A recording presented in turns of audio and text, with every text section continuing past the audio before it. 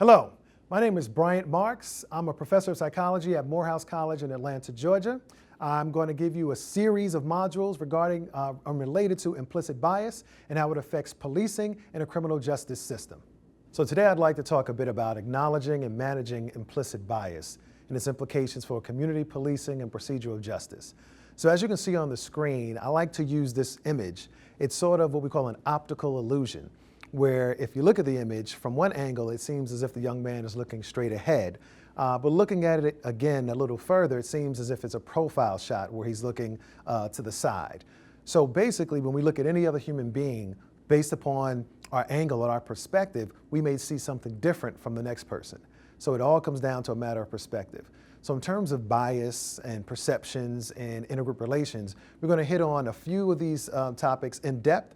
Others of which I won't be able to go into as deeply as I'd like, but I will provide some resources for further study and follow-up. So let's get into it. So I want to provide you with a scenario, right? This is called the accident, right? Now, some of you may have heard this scenario before, and if so, feel free to still play along. But if not, we want you to try to address the riddle, if you will, towards the end. So father and son are driving. It's late at night, raining pretty heavily. Roads become slick. The car spins out of control, hits a tree. The father dies instantly. The son is critically wounded. The EMS comes, picks him up, takes him to the nearest hospital. He enters the emergency room. They say this person needs surgery. They take the boy up to the operating room. Surgeon enters the room and says, "I cannot operate on this boy. He's my son." How is that possible? So take a few seconds to think about that. How is that possible if the father died in the accident?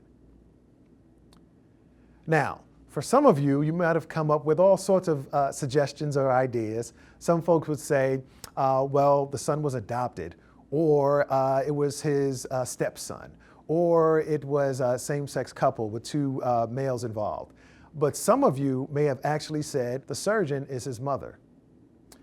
Now, the fact that you may be kicking yourself a bit and didn't come up with that response initially that the surgeon was his mother was because we often associate certain occupations with certain genders. In this case, we thought surgeon equaled male. And so, although I painted this scenario for you, your responses were sort of rooted and connected to male stereotypes around surgeons, okay? That is what we call implicit bias. That is, at an implicit level, below conscious awareness, we associate or we equate surgeon with male and not as much with female. So the bottom line is that we're all biased, right? We're all biased, and some may say, well, no, I'm not biased. I'm fair and I treat everyone equally. Well, let's unpack that a bit. Do you treat your friends better than your family? Do you treat family better than strangers? That's bias, right? That's differential treatment of another human being based upon a group to which they belong. Now, we typically in society accept that as normative, right? It's nothing wrong with paying for your kids' meals and loving them a little more than strange kids who may be in the neighborhood. That's accepted as normal, but it is a form of bias. So the notion is, if you are human and you are part of groups, you are going to display some level of bias. That is, some level of in-group favoritism where the members of your group benefit to a greater extent than out-group members. So we all have to accept from the beginning, part of being human is to show bias towards our in-groups. So once we accept that fundamental principle, now we can really have an open discussion. So let's turn to professions. So I'm a college professor. So say I had a gender bias. I'm teaching a class. I'm a professor at Morehouse College in Atlanta. Morehouse College is an all-male institution, all African-American male. But there's Spelman College, which is right across the street, and Clark Atlanta University, which is nearby as well. So I may teach a class that has both males and female students in the classroom. If I had a gender bias where I'm more likely to call on male students than females, say I'm giving a lecture and I ask a question to the audience and male and female students are raising their hands, and I'm calling on male students more so than females. So the female students may feel slighted. Oh, you know, he called on males more than me, class is over, and they're like, okay, they may have an attitude for a few minutes, but then they proceed to the next class and go on with their lives, right? My bias as a professor has some impact, but nothing earth-shattering, okay? But imagine if you are a physician and you're biased and you're making life and death decisions, or you're a judge and you're biased and you're sentencing folks to life or death, or if you're a police officer and you're biased. Your interaction with someone else may end up in them being critically wounded or killed. So based upon our roles in society, the consequences of our bias can vary greatly. As a college professor, the consequences of my bias may be somewhat minimal. As a police officer or a judge or a prosecutor, the consequences of my bias may be much more significant. That's why, in terms of criminal justice and community policing, there needs to be a higher standard. It may not seem fair because, as we talked about, we're all biased, but based upon the roles that certain people hold in society, their biases have more impact, and thus we must work harder to keep them in check. So, as we begin our conversation, digging a bit deeper into implicit bias, I want to provide you with an overview. So, in terms of implicit bias, there's certain fundamental questions that we want to address today. Number one, what is implicit bias? Number two, what does implicit bias look like in the real world? Number three, why does implicit bias exist? Number four, how is implicit bias measured? Number five, how does implicit bias affect the target of bias? Number six, how does implicit bias affect perceptions of police and procedural justice? Number seven, how can implicit bias be reduced? And finally, how can we reduce the negative impact of implicit bias on the interactions that ethnic minorities have with the police and the overall criminal justice system? So we have 8 different questions that we're going to address. I'm going to try to be as succinct and concrete as possible, so let's begin. So question number one, what is implicit bias? Now, it's become a very popular term. You hear it on the news, a lot of cable news channels. We know there's been a lot of, a fair amount of highly publicized officer-involved shootings, and as part of the solution, implicit bias is mentioned as something that needs to be addressed. So let's step back a bit. I'm a social psychologist, and so I'm going to give you a quick crash course in intergroup relations related to implicit bias. First, let's begin with stereotypes. So stereotypes are a generalization about a group to which identical characteristics are assigned to all members of the group, regardless of the actual variation among group members, okay? So it's an overgeneralization. It's a belief about another group where you associate a trait with a group. So, New Yorkers, right? That's a group. Some may perceive them as being rude, right? I don't actually believe that. I'm a New Yorker. I don't believe New Yorkers are rude. I believe New Yorkers are information efficient, all right?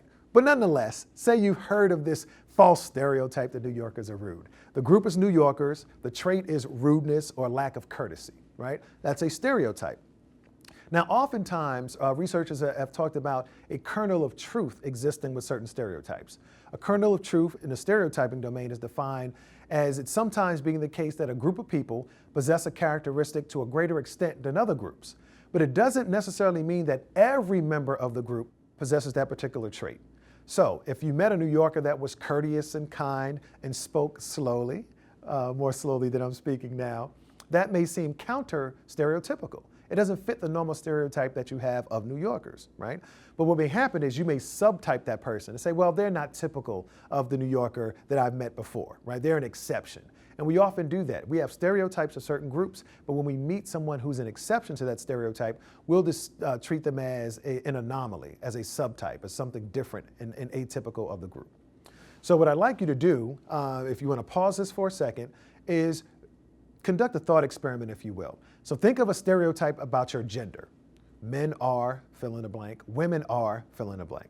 Then what I want you to do is think about the percentage of men or women, the group to which you belong, the percentage of your group that actually possesses that trait or behavior, right? So in the New Yorkers are rude stereotype, I would say, what percentage of New Yorkers are actually rude? I'm not going to offer you a percentage, but nonetheless, think of a percentage of your particular group.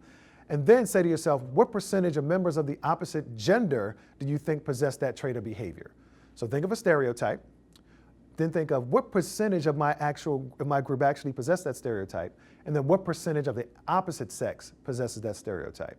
So you can pause now and do that, and then we'll continue. Okay. So hopefully you had a bit of fun with that. It may have pushed you to sort of figure out what's the real kernel of truth to these stereotypes. Some of you may have come up with stereotypes and assigned 70 or 80% of your own group membership that possesses it. And some of you may have thought, well, it's only really about 20 or 30%, right? So the notion that stereotypes exist, but the kernel of truth, the degree to which they're true, can vary widely. So we know what stereotypes are. They are beliefs, association between a group and a particular trait. Now let's turn to prejudice. A related concept, but different. Prejudice is a positive or negative attitude, judgment, or feeling, particular emphasis on feeling, about a person that is generalized from attitudes or beliefs, such as stereotypes, held about the group to which that person belongs. It's a prejudgment, okay? So if the stereotype is New Yorkers are rude, and you decide, well, I value being courteous, now I don't like New Yorkers because they're rude. That's prejudice. That's a disliking. So when you encounter a New Yorker, you may automatically dislike them because of the association you have regarding the stereotype of New Yorkers being rude. Now, many prejudices are based on social comparison with other groups in which one's group is the point of reference. So if I asked you, are you perfectly normal in every way? Right? Really think about that. The answer is no. Are you average height, average weight, average blood pressure, average intelligence? Are you literally average and normal in every way? So the fundamental truth we have to accept is we are all deviant to some extent, right? Whether it's physical traits, psychological traits, and so forth. We have some level of deviation. So for us to judge others based upon us being normal is actually fundamentally flawed because we're all sort of exceptional in some way, whether it's positive or negative. And the final component of this piece is discrimination. So again, you have stereotype as the belief, prejudice is the liking or disliking, and discrimination is the actual behavior. So what is discrimination? Discrimination is a negative or positive behavior towards someone based on positive or negative attitudes one holds towards the group to which that person belongs. It's the behavioral manifestation of prejudice, right? So let's go back to the New Yorkers are rude stereotype. So the stereotype is held as a belief. You say, okay, New Yorkers are rude. I don't like New Yorkers. That's the prejudice. So imagine if you were a hiring manager and say you were in another part of the country outside of Atlanta and you're interviewing candidates that day and you're looking at a stack of resumes and you look at the next one and say, okay, this is a New Yorker coming up. You know, they're in the waiting room, so they don't know that you're looking at their resumes in this way. But if you look at the resume, you're hiring manager for a customer service position, you might say to yourself, as soon as you look at the resume, I'm not going to hire this person. Why not? Because he or she is from New York. New Yorkers are rude. I'll go through the motions of the interview, but I know I'm not going to hire them. That's discrimination. That's the behavioral manifestation where you have made a decision and you're not going to hire someone, a behavior, based upon a group to which they belong. Even if they might enter your room and be an exception to the stereotype, or even if they have a neutral manner, which doesn't confirm the stereotype, doesn't disconfirm it either, they may be less likely to be hired. So stereotyping is the belief, prejudice is the affect or the feeling of liking or disliking, and discrimination is the actual behavior. So once we understand those three different components, now we can fold them into a more general definition of implicit bias. So implicit bias is defined as varying degrees of stereotyping, prejudice, and/or discrimination below conscious awareness, right, below awareness, in a manner that benefits oneself or one's group. It involves a limited or distorted perception of others. So sometimes we can be prejudiced or hold stereotypes or discriminate at an explicit level where we are consciously aware. We say to ourselves, I'm not hiring this person because of my bias or because of my stereotype. I'm not going to date this person. I don't want this person living next to me. And the rationale for those decisions are very explicit and conscious. But in many other instances, our behaviors are driven by implicit biases, stereotypes, attitudes, and so forth, about which we are unaware. And so we're going to unpack some of those examples shortly. But we need to understand that the implicit bias can include these three different levels: stereotyping, prejudice, and discrimination. So some quick findings regarding implicit bias that researchers who've been doing this work for about 20 to 30 years have pretty firmly established. Implicit bias is much more prevalent than explicit bias because our minds are cognitive machines that encode and store many associations between groups and traits that we have not consciously processed. But these biases are all around us. But the thing is, having social categorization, that is looking at other people and coming to certain conclusions about them, is functional. So historically speaking, if you're talking to someone who's from the South, you may have certain associations with Southerners, being more friendly, certain type of food they may eat, certain type of religion they may engage in. So the notion is it's efficient social processing to have these associations with groups of people. Implicit bias is a much stronger predictor of day-to-day behavior than explicit bias. That's also because our implicit biases are all around us, and we have them towards so many things that they can play out in subtle ways. right? So how I treat somebody else that I have an implicit bias about may come out through handshakes, through conversations, through tone of voice, through eye contact, all sorts of involuntary behaviors that we don't consciously process. Much of communication is nonverbal, and we're not consciously aware of how our facial expressions are coming across, or even our body language to a significant extent. Now, what's interesting about the American population is that age bias is the strongest bias amongst Americans, researchers have found. That is, the 7-year-old enjoys being 7, the 17-year-old enjoys being 17, and the 70-year-old wishes he was 7 or 17 again, right? So there's this bias towards youth. We value youth. That's why we'll nip and tut and cut and comb over and color and do all sorts of things to our bodies, really to maintain a more youthful appearance. So in the US, there is a bias towards youth where it's much more appreciated and more valued than the elderly, even I would say middle-aged folks. That bias is also followed by obesity in the US, is the second group for which bias exists, in that there's a bias towards normal-bodied or fit folks as opposed to obesity. So you have age bias followed by obesity. So many folks think in the US that it will be race or gender, and the data don't necessarily support that. Not that race or gender bias doesn't exist, but in terms of being the top 1 or 2, we have age and then obesity. Question number 2, what does implicit bias look like in the real world? So I'm going to walk you through a few examples of how implicit bias plays out in what I call the ecosystem of bias. So let's start off with an example from mortgage loans. All things being equal and unequal, okay? So qualifications being equal, that is credit score, financial history, income, etc. African Americans will pay higher interest rates on loans and receive less favorable terms than white Americans. Now, the notion is you walk into a bank, and these studies have been pretty well controlled. So they'll have African Americans and white Americans walk into a bank, similar age, same gender, and so forth. Same credit report, right? Same pre-qualifying application. Basically, on paper, they look identical. Job history and so forth. And what will happen is, in terms of the interest rates, the African American may be quoted a rate of 3.8%, which is a pretty good rate. But the white American may be quoted a rate of 3.4%. Right? So you have this difference that exists, but it happens in large numbers across the country over time. And if you ask the loan officer, are you biased, they'll say no, right? And the African American who receives the 3.8% rate thinks this is a pretty good rate, I'm fine, will not understand that there's been some bias in the system. And even the white American who applied may not understand they're benefiting from some privilege that comes with them being part of a particular group. Okay, so these dynamics are going on simultaneously, but none of the individuals involved may understand that implicit bias is at play. Switching gears a bit, previous performance being equal. This is education. Previous performance being equal. K-12 educators, teachers in the kindergarten through 12th grade, have lower expectations that takes the form of less likely to guide students to answers and less social comfort, that is social distance or supportive touch, of African American students than white students. What does that look like?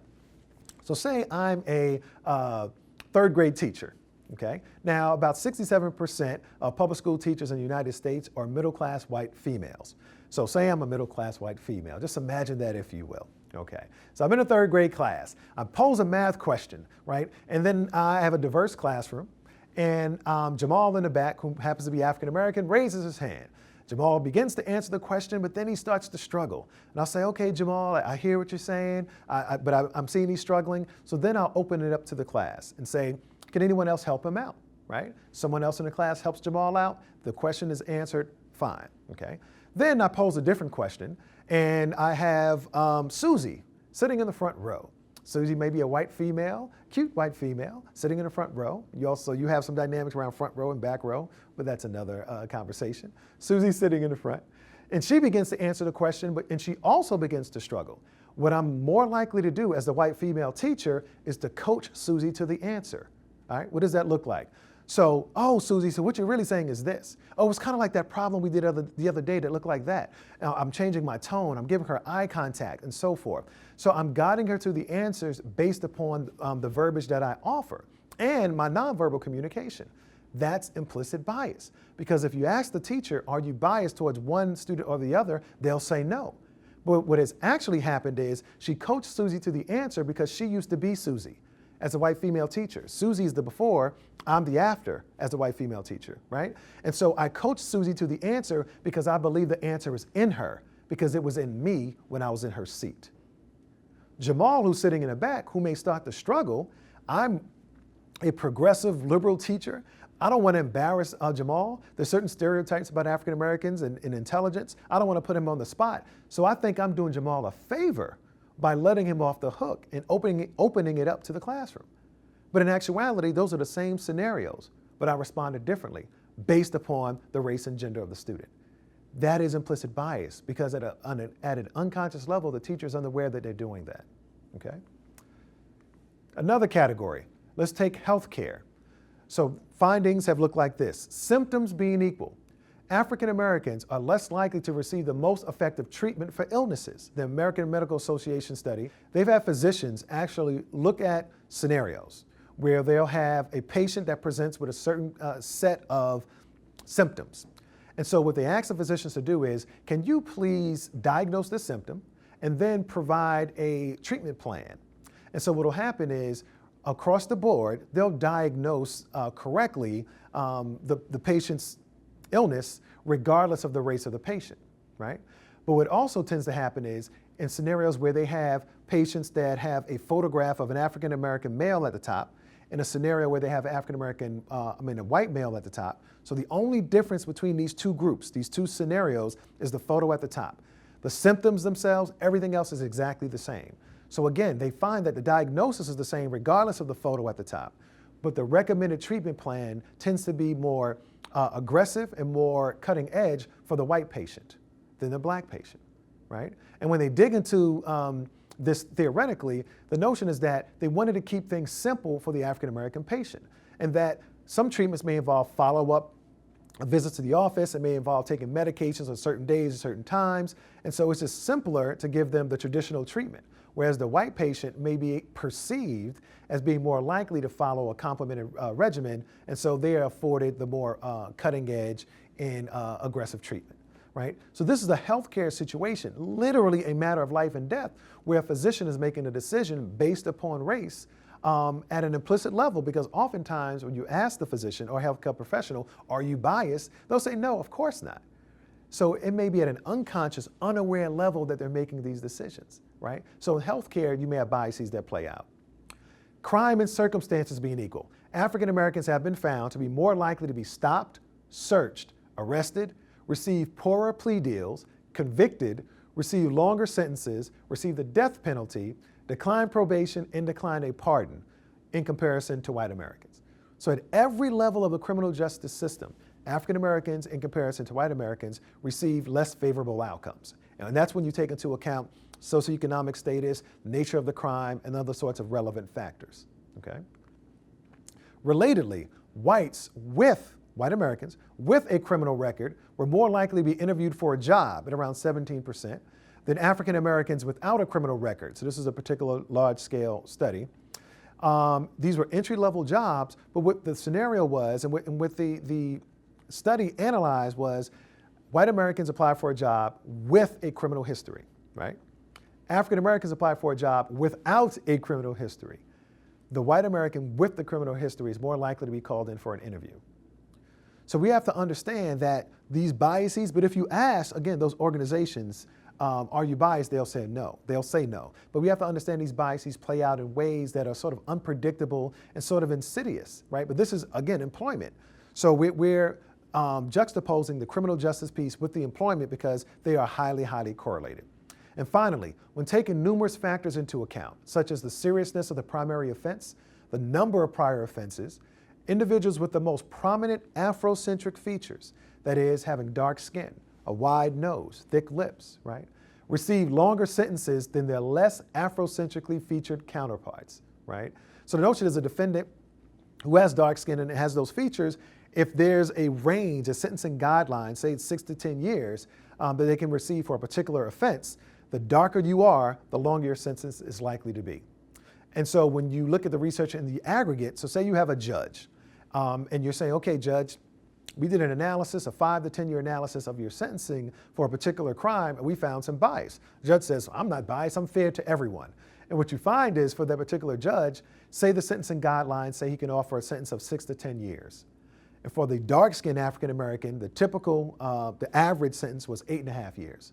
For the light-skinned African-American, 7.5 years. For the white American, 6.5 years.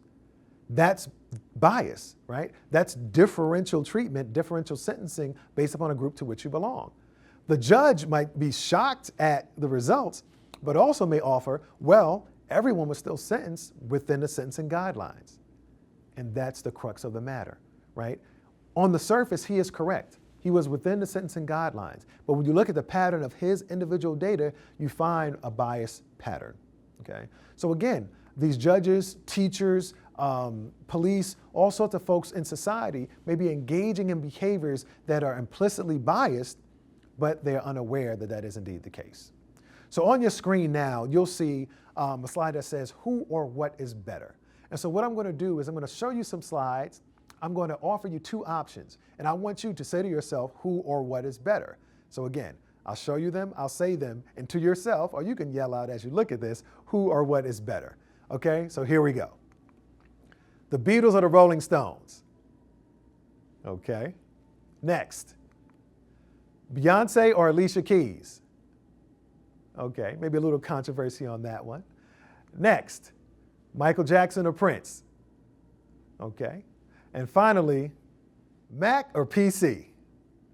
Okay, well, I actually am a Mac person, but I'm running Windows on my Mac, so it's the best of both worlds. We can all get along, right? But the bottom line is that when you went through these scenarios, it brings up our preferences. It makes the point again that we are all biased towards things that we may not process deeply, but when it comes to music and movies and so forth, we still have preferences. We don't call it bias, but it is a preference, and you may discriminate based upon that preference. So the reason I go through that exercise is to show you that in different realms of life, we have these preferences that can play out in interesting ways. So the next question that we're going to address is, why does implicit bias exist? So there are many different factors that come into play in terms of the origins or the sources of implicit bias that psychologists, many of which are social cognition psychologists or social psychologists, have looked at. One concept is the minimal group effect. The minimal group effect basically says there's in-group favoritism that occurs even when group membership is random. So there's a series of studies by Sharif and others that find if you basically put anyone in a group and you have them in the same space as other groups, bias will develop. So I could place folks, say I have a group of 100 people, and I say, okay, I'm going to split you into groups. Folks who have on black shoes and folks who have on brown shoes. You go to separate rooms. And I have a quick exercise where I allow them to sort of talk about where they're from and their favorite sport. They do that for a few minutes, and then they'll come back together. And then I say, okay, I want you to allocate resources, whether it's M&Ms or Snickers or anything else, to people in your group, black shoes, people outside of your group, brown shoes. You'll find differential treatment in terms of distribution of those random resources just based upon a few minutes of bonding with other people. We tend to connect and bond with folks after minimal interaction and when we perceive others to be different from ourselves. So that's called the minimal group effect. And you can do it based upon eye color or hair color. Jane Elliott has a famous study where she looked at blue-eyed and compared them to brown-eyed children, and she was able to manipulate in-group bias in a really clear way and really quickly. Being biased simplifies the process of thinking about other people and conserves energy and mental effort. So if someone says, you know, I'm from California, I may assume certain things about people from California, right? Maybe they're laid back, maybe they surf, maybe they're healthier, more fit, they believe in global warming, I don't know, right? But the notion is certain information may come to mind based upon them being from California. And so I don't have to ask them repeated questions once I know where they're from. And we do that often. So think about the next social encounter you have with someone you're meeting for the first time and the types of questions you ask. Where are you from originally, right? What do you do in your spare time, right? You may come to certain conclusions just based upon those 2 basic answers about them. That's beyond the information they actually provided to you. Also, this notion of why bias exists is socialization. That is, we are biased because we learn it, right? The influence of family, teachers, peers, the media, and our personal experience can influence the biases that we hold. kids actually develop the notion of race around 3 or 4 years old. So what'll happen is you're out on the playground and you have a 3 or 4 year old and say, okay, they might say, oh, that's a chocolate man, or that's a vanilla man, right? So they understand the notion of color and they use these interesting flavors and foods and things like that, but they haven't assigned value. That's something that we teach. So children can notice difference, but they don't necessarily assign value. And that's the innocence of youth, right? But when you're on the playground, and if your child is of a particular racial group and they're playing with a child of another racial group, and you pull your child back and say, oh, no, we have to leave, or you seem uncomfortable with that dynamic, the child is picking up on that. And they may conclude, I'm not supposed to play with a child from that particular racial group, okay? So we condition them over time, whether it's the media and doll studies and all sorts of things that come up. There are other ways that we can expose human beings to certain associations over time that they maintain at an implicit level. And finally, there's a lack of exposure to the diversity within other groups. Now, this is significant. Many of us function within our own in-groups, especially when it comes to race. We live in our own neighborhoods, people who look like us. We may go to school with people who look like us. We may go to church with people who look like us. And so we have rich interactions with our in-group, not so much with members of the out-group. We may have a friend or two of the out-group, but does that really speak to the diversity that exists within that out-group, okay?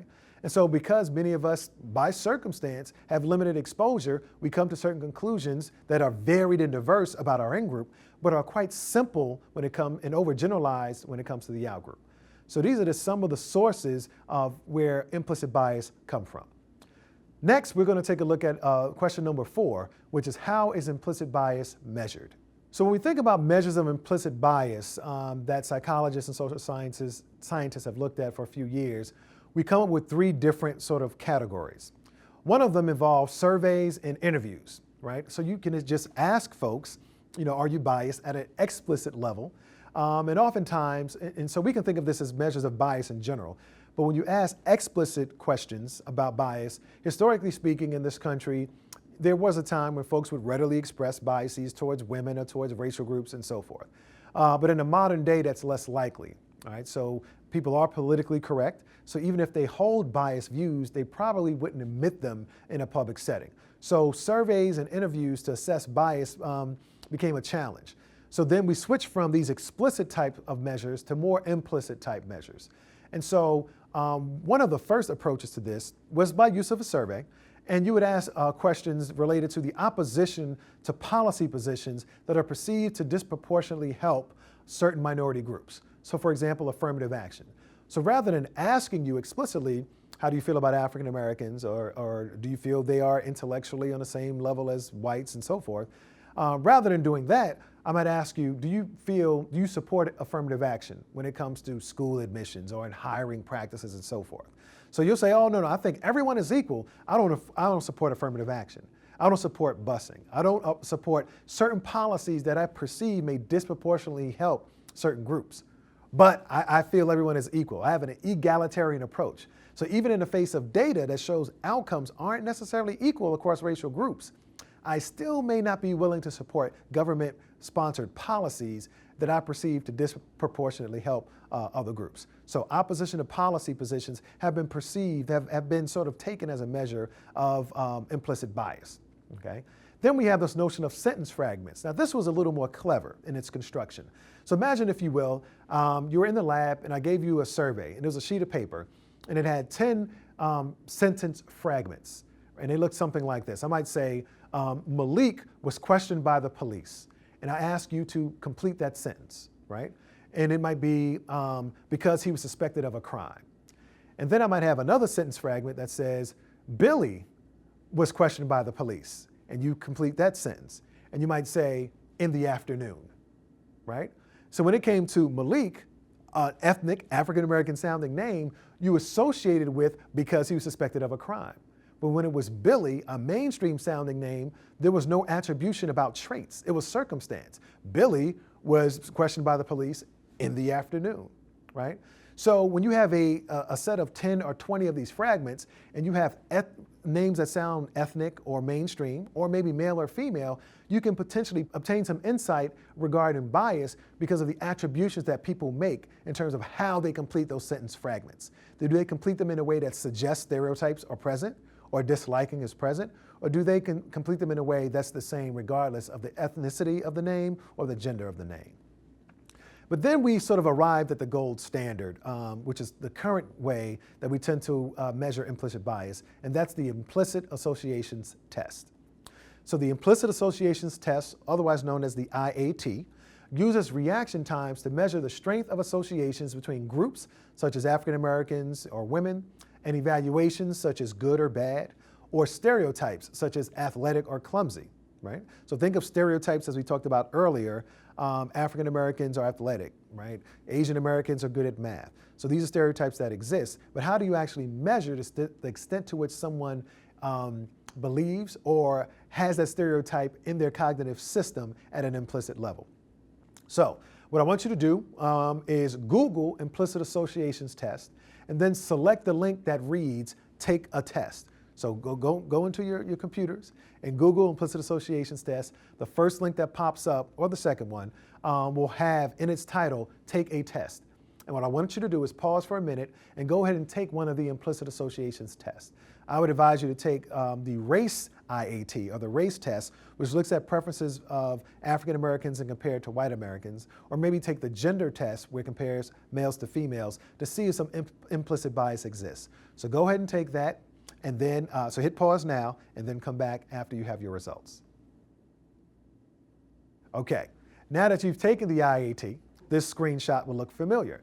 So what the IAT asked you to do, as you experienced, was to press a particular key on the keyboard if you saw an image of a certain group, African American or white American, or if you saw a word that was positive or negative in valence, meaning it was words such as, good words such as joy or love or peace, or bad words such as evil or pain or suffering, okay? And as you experience, they would flash in the middle of the screen, they would flash either a face or a word. And the rationale behind this methodology is, if I prime you, that is, if I show you a face of a white person, and then immediately following, I show you a good word, and I ask you to categorize that word as good or bad based upon the keys you select, left for if it's a good word, right if it's a bad word, and I show you a word that, like love, which should be categorized as good, but if you see love following a white face and you're quicker to categorize it as a good word, that means there's an implicit association between a good word or good concepts and white faces than there might be between a black face and that same good word. So love preceded by a white face, you're quicker to say it's a positive word. Love preceded by a black face, you may be a few milliseconds slower to categorize it as a positive word. And the reverse is also true. So say you see a black face followed by a negative word, you might be quick to categorize that word as negative.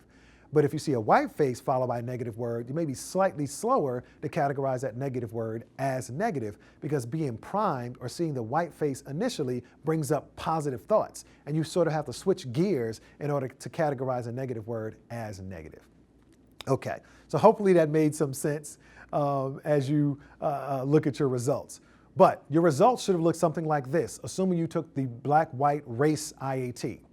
It would have either said you have a strong preference for white, moderate preference for white, slight preference for white, no preference at all, a slight preference for black, a moderate preference for black, or a strong preference for blacks, okay, or African Americans. So some of you may be feeling a bit uneasy because you thought, I don't have any bias. I treat everyone the same, I perceive everyone the same. Actually, that's part of the point of why we're having this dialogue, is that we are all biased to varying degrees. Now, I'm going to show you some findings from the research that may actually surprise you, but also may make you feel a bit more comfortable in the results. So the implicit association test has been taken by millions of people. Over a million have taken the black-white race IAT. And so 75% of participants have actually shown a positive bias towards whites. So if in your results you showed a bias towards white, that's actually normal for the American population that have taken the race IAT. So don't feel so bad about yourself. But the notion is, really process that. 75% of Americans who have taken this test show a positive bias, positive preference towards white Americans, okay? Which means relative to African Americans that they either have a neutral perception or negative perception, or neutral perception or negative perception of 75% of African Americans. So this is sort of a hydraulic model. It is a zero-sum game. Interestingly, African Americans are split in that 50% of African Americans show a positive or a pro-white bias, and 50% of African Americans show a pro-black bias or a preference for black. Now the question becomes, what's ideal, right? Should we have a slight bias towards our own group? You might think that's a bit healthy rather than having a slight bias towards an outgroup. Or is it best to have no bias at all, to be completely neutral? So I'll leave that question up to you. Psychologists are debating this back and forth, and we don't have a clear answer in terms of that question. Some other findings.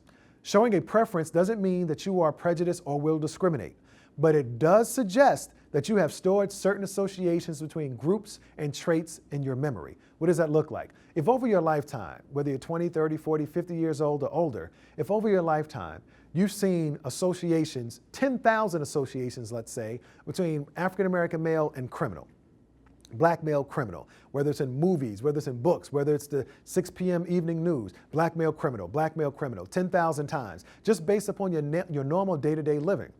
And then say, over time, you see black males who are a PhD, right? So you have 10 examples of black male PhD, just based upon your, again, day-to-day experience. If I were to say to you black male, or if you were in a scenario that involved black males, what's more likely to come to mind is a black male criminal, because that's 10,000. That's over your lifetime. The black male PhD is rare. It's an exception. So it's not so much that you deep down hold biases towards African American males as much as it's a reflection of that to which you have been exposed, right? And hopefully in that explanation, you can hear possible solutions. So don't feel necessarily bad about yourself if your results weren't what you expected. Often, folks think that taking the IAT over will yield different results. That's not true. Take it as many times as you like. The likelihood, if you're doing it with integrity and honesty, your results will be pretty similar. Also, being left-handed or right-handed doesn't really matter. And finally, as I mentioned, many people, particularly liberals and members of minority groups, will have some difficulty accepting their implicit bias. Okay? So don't take this lightly, but also don't beat yourself up. So as you can see, the implicit association test is quite interesting. It can be fun, and I would encourage you to explore the website and look at some of the other tests that they include. They range from looking at Democrats versus Republicans and Muslims versus Christians. So there's all sorts of other groups, comparisons that are up there that you can take a look at. Next, we'd like to transition to question number 5, which is how does implicit bias affect the target of that bias? What I'm going to do is focus on education and identity as exemplars for this particular question. And I'm also going to focus on African Americans. And to provide some rationale of why I focus on African Americans throughout this series has been because the data is pretty compelling. When it comes to health, income, education, and other outcomes in life, African Americans have poor outcomes across the board. Okay, I don't want to get into a competition around whose group is worse off, but the data is pretty compelling in that there needs to be some work done. When it comes to officer-involved shootings, in terms of the high-profile shootings we've seen in the last few years, they've often involved the police, often white officers, and African-American males. So that makes this example, I hope, to be pretty relevant. So let's take a look at education and identity in terms of the impact of implicit bias on the target. So what you're seeing now is a graph from the Office of Civil Rights at the Department of Education. I find this graph to be extremely compelling because if you look at the title says preschool students. Remember, preschool students. How old are preschool students? 2, 3, and 4 years old, right? Preschool students receiving suspensions by race and ethnicity. So what you find in the bar on your far left, right, is the overall enrollment, the distribution percentage-wise of students enrolled in preschool. So 43% of preschoolers are white, 18% African American, 29% are Hispanic American, and you see the other bars as well, okay? So this is our overall distribution. So if that's the case, you would expect that same distribution to take place when it comes to suspension and expulsions, right? It should be representative. It should be proportionate. However, that's not the case. When we look at the second bar, the middle bar, out-of-school suspensions on a single occasion, Again, remember, white Americans make up 43% of preschoolers, but only represent 28% of students who receive one out-of-school suspension. However, African Americans make up 18% of overall enrollment, but they make up 42% of students suspended on one occasion. Let's look at the next bar. Out-of-school suspension on multiple occasions. Again, white Americans make up 43% of the population, but they make up 26% of those receiving out-of-school suspension on multiple occasions. African Americans make up 18%, yet they make up 48% of students who receive suspensions on multiple occasions. That's pretty much the definition of disproportionality, okay? And what you need to do, and this is what the sophisticated consumer will do, I want you to be a critical consumer of this information, not passive. Ask questions, press pause, look at the ratios, and really try to deconstruct what you see. But when you look at these racial groups, for example, Hispanic Americans, they make up 29% of preschool enrollment. And when you look at their suspension rates, one-time suspension is 25%, multiple suspensions, 20%. So what you have is proportionality for certain groups, Hispanic Americans, right? You have underrepresentations for whites, and you have overrepresentations for blacks. So when you're looking at data, especially national data, as much as is reasonably possible, you want to disaggregate the data. You want to break the data down by race and by gender. Now what I'd like to do is provide you with a link to a pretty compelling video. In the early 1950s, Kenneth and Mamie Clark, they were psychologists who were working with the team arguing the Brown versus Board of Education case. And what they did as part of their argument was brought African Americans, children into the lab and exposed them to white dolls and black dolls, and then asked them questions about these dolls in terms of the type of traits that they have. Is this a smart doll? Is this a pretty doll? And so forth.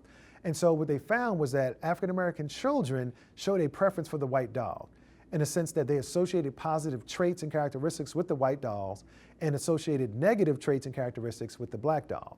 And part of that was the rationale for separate being inherently unequal. That was part of the argument in Brown versus Board of Education, that African Americans needed access to all sorts of schools and opportunities because having them segregated the way society was currently structured actually worked to their psychological disadvantage. Now, just to be clear, in terms of research and data, those impacts and those preferences that children displayed weren't necessarily carried out over their life course in terms of into adulthood. They can be reversed, but the notion that they form these sorts of associations at such an early age is pretty compelling when you look at the notion of the impact that implicit bias can have on the targets of that bias. So we'd like you now to select the link, watch the video, and then come back to this video. So as you can see from the doll study video, these children at 3, 4, and 5 years old showed pretty compelling associations between positive traits and characteristics in the white dolls and some of those negative traits and characteristics with the black dolls. So on your own time, if you want to look into the doll studies, it's actually a pretty interesting history, but it speaks to the notion of implicit bias by exposure in society to certain associations playing a role in how African American children see themselves. Next, we're going to question number 6. How does implicit bias affect perceptions of police and procedural justice? So I want to talk a little bit about President Obama's Task Force on 21st Century Policing. They released a report last year that included 59 different recommendations, or we might call best practices, when it comes to community policing. It has implications not only for policing, but also the criminal justice system more broadly. And so I'm going to sprinkle in not only specific policing practices, but try to talk about the court system as well in this next segment. So there's 6 pillars in the President's Task Force on 21st Century Policing. Number 1 is building trust and legitimacy. Number 2 is policy and oversight. 3 is technology and social media. 4 is community policing and crime reduction. 5 is training and education. And 6 is officer wellness and safety. So for this next segment, I'm going to zoom in or zero in on pillars number 1 and 5, that is building trust and legitimacy and training and education. Building trust and legitimacy, looking at the case of African Americans in the police and then the broader criminal justice system. So here are some recent findings on officer-involved shootings. Police killed at least 102 unarmed black males, or black people I should say, in 2015, nearly twice each week. Nearly 1 in 3 black people killed by police in 2015 were identified as unarmed, though the actual number is likely higher due to underreporting. 37% of unarmed people killed by police were black in 2015, despite black people being only 13% of the US population. And finally, unarmed black people were killed at 5 times the rate of unarmed whites in 2015. So these numbers are quite compelling, quite disturbing, if you will, and quite disproportionate. So just like in education and in health and in loan rates and so forth, we saw some bias that we purport to be at an implicit level. We also see some of these criminal justice issues, these officer-involved shootings, not seeming to be proportionate in nature. And so this gets into the national conversation around, is there explicit or implicit bias baked into the system when it comes to officer-involved shootings? These data are plastered across our TV screens pretty consistently, and it makes it difficult for the community to accept that the system is fair and unbiased. So I'd now like to share with you some data, some graphs that speak to the trust or lack thereof that the community have when it comes to their perceptions of police and the criminal justice system overall. So there was a study done, and it asked the community to provide their perceptions, if you will, along a variety of dimensions regarding police. So the question was, how much confidence do you have in police officers in your community? And then there are 4 different options that they gave them, after that first fragment. So how much confidence do you have in police officers in your own community? 1, to do a good job of enforcing the law. And so the respondents were either white Americans, African Americans, or Hispanic Americans. And the general finding was, in terms of having confidence that the police in their community are doing a good job of enforcing the law, 63% of Hispanics said that that was the case. They said that the police officers were doing a good job. Only 52% of blacks did, but 83% of whites did. So 83% of whites have confidence in the police in terms of enforcing the law, compared to only 52% of African Americans. When it came to how confident are you in the police in your community treating Hispanics and whites equally, whites said 72% of whites felt that whites and Hispanics would be treated equally. 41% of African Americans felt that whites and Hispanics would be treated equally. And 46% of Hispanics felt that whites and Hispanics would be treated equally. All right, so that's pretty interesting that African Americans at 41% were less likely to think that police would treat whites and Hispanics equally than Hispanic Americans themselves, who are at 46%. So again, you have to sort of dig deep into these numbers to sort of come up with your own interpretations as of what may be going on. And finally, how much confidence do you have in the police in your community to treat blacks and whites equally? So we had Hispanics and whites being treated equally in terms of the perceptions. Now we're looking at the extent to which participants felt blacks and whites would be treated equally by police. White Americans, 72% of them felt that police would treat white and blacks equally well. 47% of Hispanics thought that police would treat white and blacks equally well. But only 36% of African Americans thought that the police would treat white and blacks equally well. So let's break that down real quickly. Remember, whites were at 72%. Whites and blacks would be treated equally well by the police. Blacks were half of that, at 36%. So you have a society where you have subgroups of people with vastly different perceptions, of the police and a confidence that they have in the police, okay? So this is part of the root of the problem when it comes to policing and procedural justice, is we're starting out with the lack of trust. So people were polled who weren't necessarily involved in any sort of police case or court case. They would just ask about their perceptions, and these were their responses. So the question becomes, when Americans think of young black males, what words or phrases come to mind? And I want you to pause and think about that question for a second. When Americans, not you in particular, but when Americans think of young black males, what words or phrases come to mind? What adjectives do they use to describe them? Take a few minutes to think about that. So what you're going to see next is a word cloud. It's the results from in-time, real-time surveys I've done in sessions that I've conducted across the country. And these are some of the responses that you see to that same question you just answered. When Americans think of young black males, what words or phrases come to mind? The words that are in the larger font, that appear larger in size, were the most frequently offered responses, okay? Fear, poor, athletic, underprivileged, troubled, violent. These are some of the characteristics used to describe black males in terms of what Americans may think of them. So we want to switch to a different question, because when we think about this notion of what Americans think about young black males, let me make this as plain as I can. Where do police officers recruit their police, right?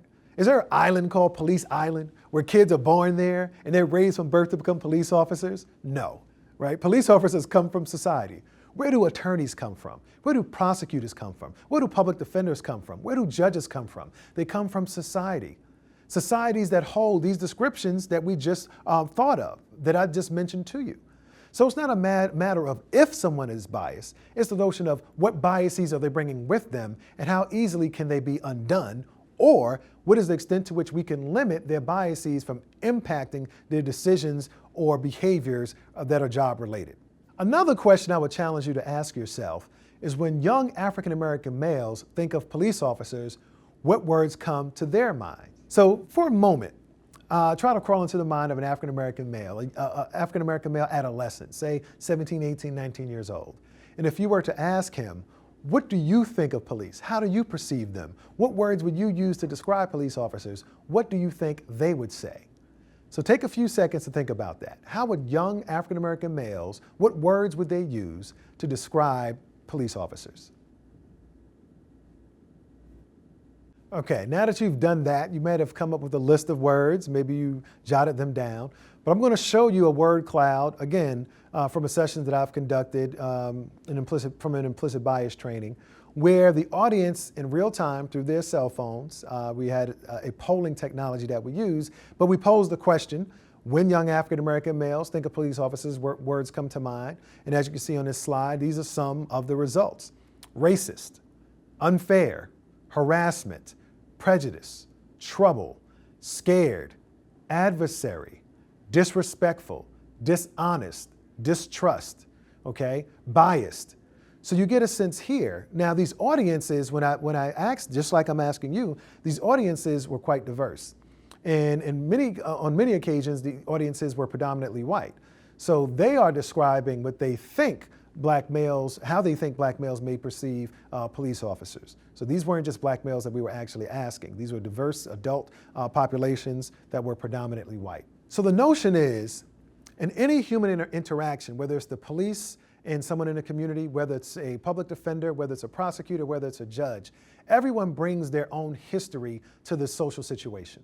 So we can't ignore the defendant, the suspect, the community member, et cetera, what their background might be, because both law enforcement personnel and the community bring things to bear. Quite candidly, I grew up in Queens, New York in the late 80s and early 90s, and when we saw police officers, we just run, right? I mean, literally, if we saw them coming, we were sitting on a stoop or in a corner, weren't doing anything illegal, we would just run because we thought nothing good would come from it. We associated harm and brutality and authoritarianism with the police, and so we just ran, okay? I acknowledge that wasn't the best thing to do, but that's how we felt at the time. And I'll say this quite candidly, today, if I were to pull up in New York City, Washington, D.C., or Atlanta, Georgia, or Chicago, if I pull up to a red light in my car and a police officer pulls up next to me, my hands are at 10 o'clock and 2 o'clock. My heart is racing. I turn down my music. Palms are getting sweaty. I'm nervous, and I'm looking straight ahead. Yes, the PhD from Michigan, I'm a Morehouse man, and I'm a preacher's kid, and I have White House affiliations. All of that, yes, wonderful achievements.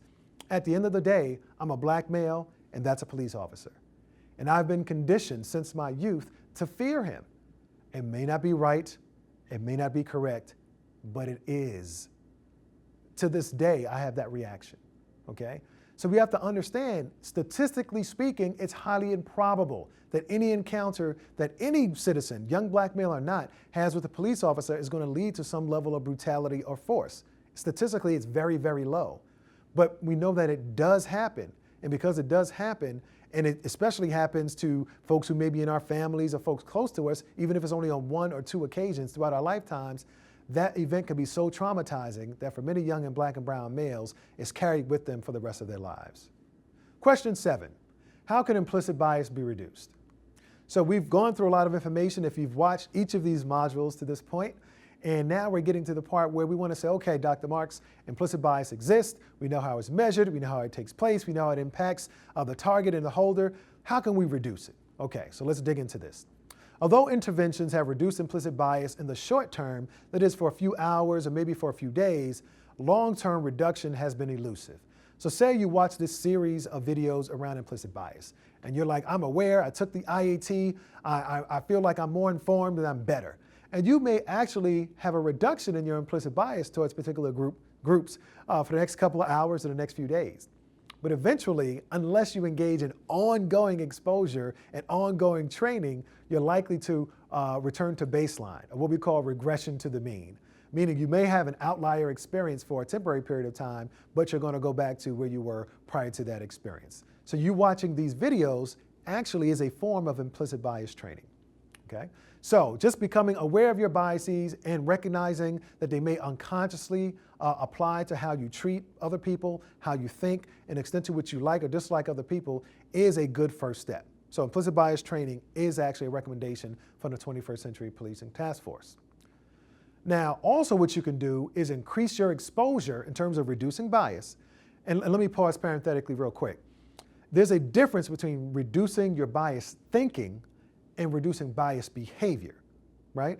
So right now we're talking about the cognition, the attitudes. We want to reduce the way you think in terms of your bias level. But in terms of policing and criminal justice reform, we may not be able to reduce the bias that personnel in these systems may hold, but we can reduce or break the link between biased thinking and biased behavior, right? Between biased thinking and biased outcomes. So those are two separate questions. One, how do you reduce bias, which is a longer term proposition, and that has to do with people's attitudes. And the other is, how do you reduce the likelihood of bias affecting behavior? And that's question number 8, which we'll get to shortly. So how can bias be reduced? Again, biased attitudes. We can increase exposure to associations of people of color and positive traits and characteristics. So earlier I talked about having the associations over your life, 10,000 associations of African American male and criminal activity.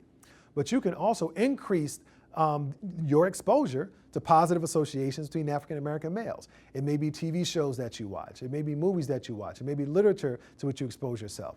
But there are ways to engage in positive associations. When it comes to community policing, this is recommendation 1.5.3.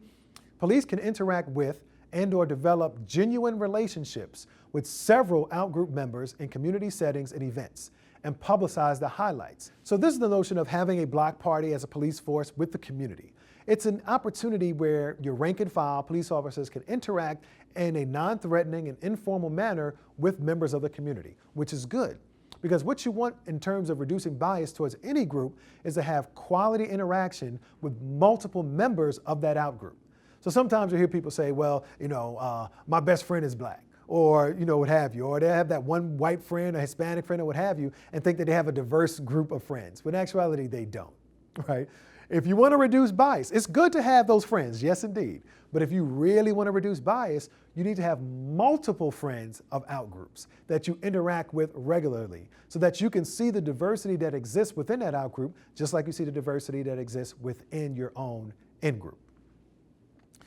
Next recommendation 1.8 is develop a diverse police force, right? So in terms of policing, that may be possible in certain cities, major metropolitan areas, oftentimes may have an easier time doing that than smaller communities or communities in certain parts of the country. But if you can have diverse police forces in terms of race and gender, try to do that whenever you can.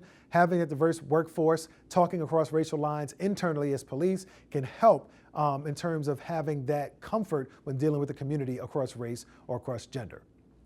Another recommendation, involve youth in police training, ride-alongs, problem-solving teams, and role-playing. This is critically important, especially in major metropolitan areas.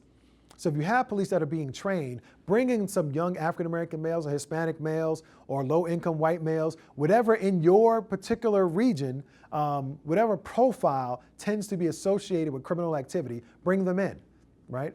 Engage in role plays. So that way they're learning something about how to engage in police, but the police are also learning how to engage with them.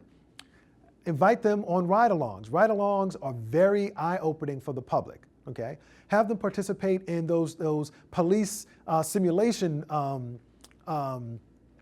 technology modules, those units where you stand in there and you wear glasses and you have to shoot at different suspects and so forth. Have the community do that, because then they'll see how difficult it can be to make split-second decisions about whether to shoot or not to shoot, and who to shoot and not to shoot based upon weapons they may have or not have.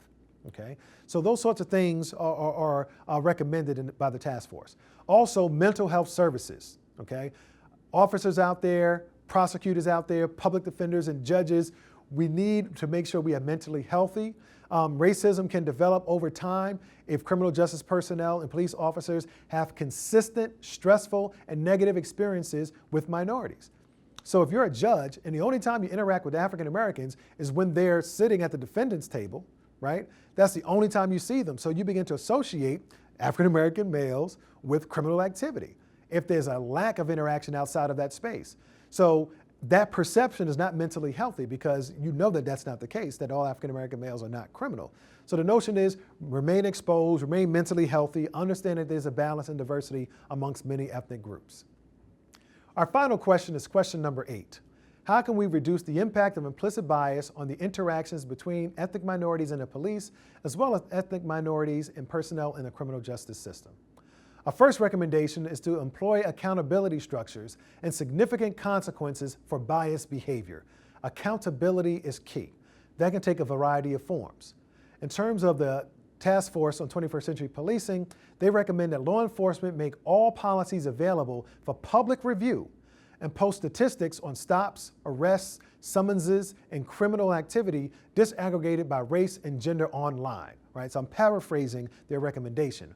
So I would recommend the public display of information, of statistics. So the notion is, if police officers work for the public, how comfortable are they sharing data with the public for whom they work? And this can be done at an officer by officer level. So imagine if I'm a citizen, I can go online to my local department, their website, and pull up the last 3 years of citation records, arrests, and so forth for individual officers. And I can compare them to other officers to see if there's some bias based upon race or based upon gender, okay? Now that's pretty vulnerable in terms of the department, so you have to sort of think about what level of comfort do we have with data being put out there, so you don't want the data to be misused, but nonetheless, if the community feels you're willing to be transparent, they're more likely to trust how you police, and that gets into the procedural justice component of our conversation. Next recommendation. Have an incident review or approval board. So these are review boards that often consist of community members, where if there's a police or an officer-involved shooting, the review board may be involved, or even in terms of policy, they may be involved to sort of take a look at things and give some feedback. The notion of including the community with key decisions, not necessarily whether to prosecute or not, but at least in terms of feedback, can bode very well for community-police relations. Also, of course, adopt a no-tolerance policy for profiling and discrimination. And this may be amongst the police chiefs, letting the rank and file know that's not tolerated.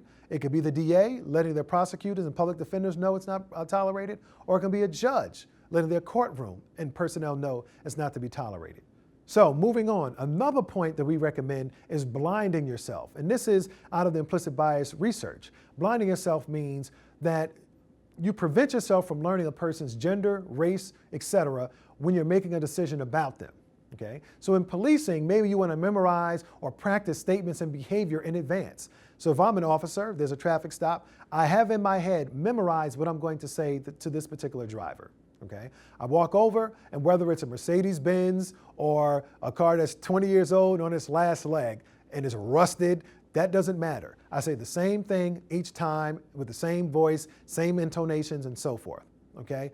That standardized practice, that training will reduce the likelihood that an officer might say, well, this is a late model Mercedes-Benz, this person might be important, I'm going to treat them a certain way in comparison to a car that may not be, as polished and as impressive. Same thing when it comes to gender, same thing when it comes to race. Once you walk up on the car and you can notice those characteristics, keep your interaction the same. Standardize your treatments. There's an example that Mahzarin Banaji and Tony Greenwald use in the book Blind Spot, which I highly recommend, where they talk about symphonies using blind selection of people to play in the orchestra. So what happened was they would have a panel of judges, judging or selecting who would be included in the orchestra. So imagine a panel of judges sitting down, someone comes up, sits in a chair and plays the violin or the cello, whatever it might be, okay? What they decided to do was to put a curtain in between the judges, right, and the folks that were auditioning. And they found that the percentage of female players, female musicians, increased from 20 to 40% when they introduced the curtain. Now, the notion is that you'd think that they were judging based upon quality of play, but obviously when the curtain was introduced and you could not see gender, gender was playing a role at an implicit level. That was a way that they blinded themselves before making a judgment. In some situations in the criminal justice system, it's kind of hard to do that, to make the defendant anonymous in terms of race or gender. But if there are some ways that we can be creative in increasing the likelihood of that happening, that's something we should encourage. So now we've come to the end of our time together. This is the last module, which are the take-home messages. First point, we must understand in terms of implicit bias, we are all implicitly biased, even towards our own group. Sometimes that bias can be positive towards our own group, it usually is, but sometimes it can also be negative. We also often have negative biases towards members of outgroups, groups to which we don't share affiliation. So whether that's race or gender or sexual orientation, we tend to have negative biases towards outgroup, especially if our group is in an advantaged position. Implicit bias often, but doesn't always, affect day-to-day behavior and treatment of others. We talked about it being very prevalent, okay? And it can affect our day-to-day interactions, but once you're aware of your biases and you understand these things, it doesn't necessarily have to affect your outcomes. But what we also must understand is that implicit bias is related to a similar concept.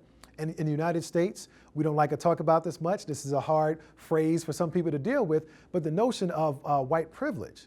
Remember, we talked about 75% of Americans have a positive bias or pro-white bias, 75%. And so white privilege is not so much a white person owning slaves or doing something themselves that disadvantage other people. White privilege takes the form of walking into the bank and you're receiving 3.4%, and an African American walking into the bank and receiving 3.8% on a home mortgage. That's privilege. You didn't do anything, you didn't say anything, that's all good and we understand it. But we have to understand that implicit bias, because it's there and is so prevalent, can play out in ways where certain groups receive certain privileges and other groups do not. Also, another take-home message, data, patterns of data over time are more likely to reveal implicit bias than emotions and anecdotes. So what will happen is, you might say, well, the police department has been showing a bias in terms of traffic stops. And an individual may say, well, no, I don't show that bias, right? Or my shift doesn't show that bias. Yes, you can tell me a story, you can tell me your personal experience, but what we need to do is look at your data over time at the individual and group level, and then we'll see if any bias exists. Another point, the impact of an individual's implicit bias on others depends on his or her role in society. So if I'm biased as a professor, that might lead to low to modest impact for my students. But if I'm biased as a police officer, that can lead to modest or very significant impact on the community, which can end up in an officer-involved shooting. So we must understand, we are all biased to varying degrees, but the impact or the consequences of our bias is significantly impacted at the role that we play in society. Extreme behavior by a few members of a group toward a specific outgroup can cause biases amongst the outgroup. Now, this is happening across the country, where you might have a police shooting in one state, right? But the youth and community in a completely different state are affected in terms of their perceptions of their local police by that other incident. So what happens is, although there may be a subgroup, so it may be 97% of police officers that are wonderful, that are doing their job very well day to day, but the 3%, the vast minority, right, the bad apples, may have a few negative interactions with the community, and the community may generalize to the entire department or to police in general. So we have to understand, it may not be fair, it may not be right, but we have to go for 100% good policing. Because policing is a situation where a few bad apples can negatively impact perceptions of the police as well as criminal justice overall. If you have one or two bad prosecutors, one or two bad judges, and so forth, they could tarnish the brand of the rest of their colleagues based upon a few bad calls or a few bad incidences.